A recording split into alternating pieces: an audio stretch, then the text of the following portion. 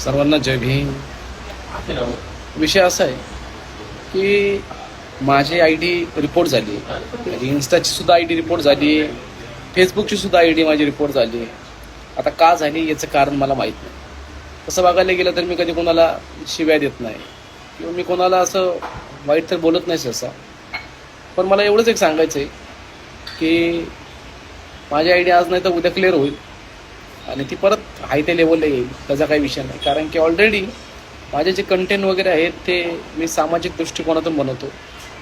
मला असं वाटतं की जे समाजामध्ये जी जाती व्यवस्था आहे, वर्ण व्यवस्था आहे, या गोष्टी आपल्या समाजातील प्रत्येकाला कळल्या पाहिजे, ज्या कोणाला माहीतच नाही आहेत. मला सुद्धा माहीत नव्हत्या, कारण की एवढा डीपली अभ्यास कोण करत नाही. आणि आताची जी जनरेशन आहे त्यांना तर काही घेणं देणंच नाही. पण विचार असा आहे की त्या लोकांना कळलं पाहिजे की आपल्या जातीची कामगिरी काय होती किंवा आपण कोणत्या धर्मामध्ये येतो, आपल्याला त्या धर्मामध्ये आपली स्थान काय आहे. आपलं एखाद्या धर्मामध्ये जर आपण आहे, त्या धर्मामध्ये आपला जातीचा लेवल काय आहे आणि आम्हाला आजही त्या जाती धर्मामध्ये म्हणजे धर्मामध्ये आमच्या जातीचं स्थान काय आहे, ह्या गोष्टी प्रत्येकाला कळणं गरजेचं आहे. तर एखादा म्हणत असेल की बाबा मी ओबीसी आहे, तर ओबीसी हा कोणत्या वर्णामध्ये येतो, तर तो येतो शूद्र वर्णामध्ये. तर एखादा म्हणत असेल की बाबा मी SC ST ह्या जातीमध्ये येतो, तर तो येतो अतिशूद्र वर्णामध्ये. अतिशूद्र वर्ण काय आहे किंवा शूद्र वर्ण काय आहे हे आम्हाला कळलं पाहिजे. तर ब्राह्मण, क्षत्रिय, वैश्य यांची जी चाकरी करणार म्हणजे काम करणार त्याला शूद्र म्हणतात. आणि ह्या शूद्रांची सुद्धा जी कामं करणार किंवा या चारही वर्णाची जो काम करणार त्याला अतिशूद्र म्हणतात. अतिशूद्र ऐकायला कसं वाटतं ना, पण ज्यावेळेस तुम्ही वाचणार ना की बाबा माझी जात कोणत्या ह्याच्यामध्ये येते, वर्णामध्ये येते, SC मध्ये येते, ST मध्ये येते का ओपनमध्ये येते, तेव्हा तुम्हाला थोडंसं चांगलं वाटेल की बाबांनो आपण वाचल्याचा काहीतरी फायदा झाला आणि आपण आपल्या समाजासाठी काय करू शकतो. आता काय झालंय, आमच्या समाजामध्ये म्हणजे SC समाजामध्ये 59 जाती आहेत. त्या 59 जातीमधल्या एका जातीने थोडाफार अभ्यास केला असेल तर त्या जातीला आता असं वाटायला लागलं की बाबांनो ह्या 58 जातीने आमचं सगळंच काय खाल्लं असं त्यांना वाटतंय.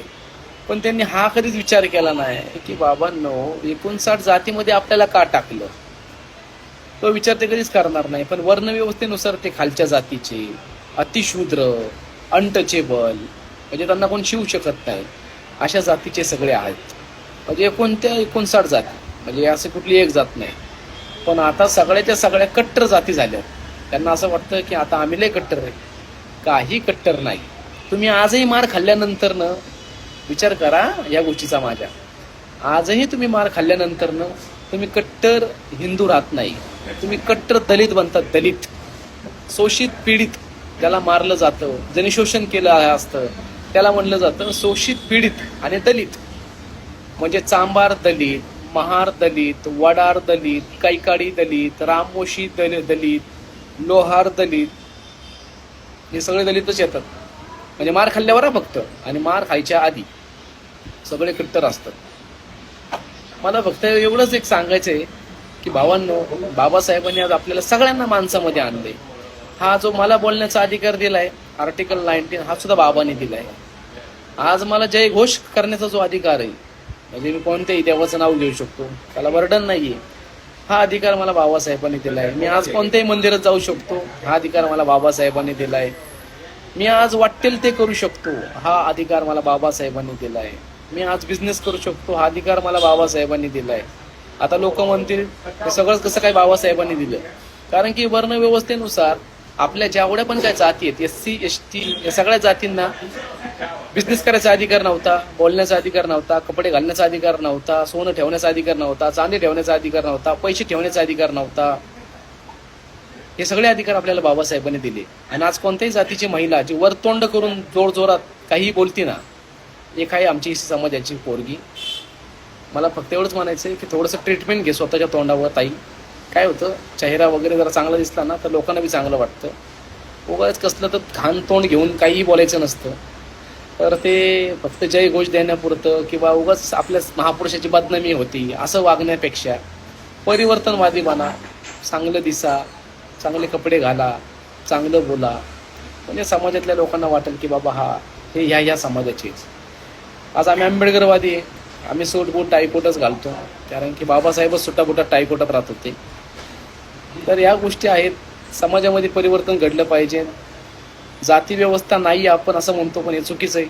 आजही खूप मोठ्या प्रमाणामध्ये जातीवाद होतो, जातीवाद दिसतो.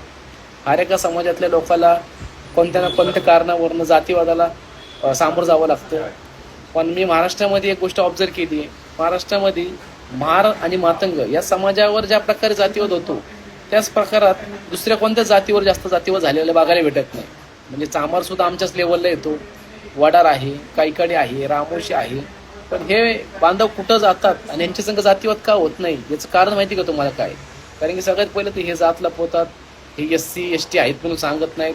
दुसरी गोष्ट म्हणजे हे स्वतःला एवढं कट्टर समजतात की फक्त आरक्षण घेण्यापुरतं किंवा सवलती घेण्यापुरतं ते समोर येतात. कारण की आज बघा, उपवर्गीकरणाच्या विरोधामध्ये जो मोर्चा निघालाय 30 तारखेला, त्या मोर्चाला फक्त बुद्धिस्टच बांधवांनी विरोध करावा असं कुठं लिहिलेलं नाहीये. मग त्या ठिकाणी चर्मकार बांधव असेल, वडार, होलार, सुतार, चांभार या सगळ्या समाजाने पुढे आलं पाहिजे बाबांनो. कारण की आरक्षण काय फक्त कुठली एक जात घेत नाही, सगळ्या 59 जाती घेतात, OBC वाले पण घेतात. OBC वाल्यांनी बी खरं तर समोर आलं पाहिजे. पण आता काय होतं,